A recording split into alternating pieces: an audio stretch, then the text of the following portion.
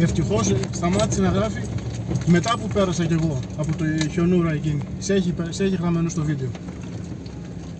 Εκεί γράφω φουλ και που τραβήξαμε γράφει.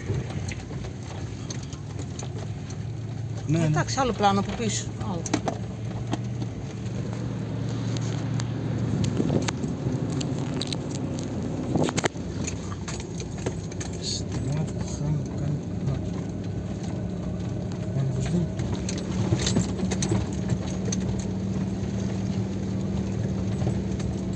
Μήπως επειδή ξεφούσκωσε στα λάστιχα δεν βγαίνει καλά.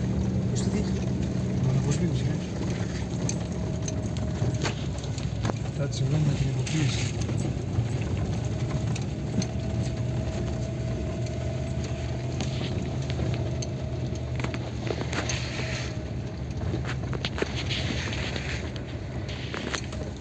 Και τα ξύλα είναι ο δρόμος.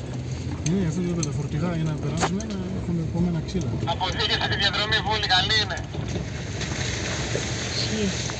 Ναι, πολύ ωραία είναι, απλώς δεν ξέρω που βγάζει. Είναι, δεν ξέρω, δείχνει που έχει πάρα πολλή ώρα μέσα στο βουνό, δηλαδή γυρνάει όλα τα βουνά. Εδώ έτσι, αν καταλαβαίνω καλά το χάρτη, έχουμε, εντάξει λογικό, στα αριστερά τα 3-5 πηγάδια.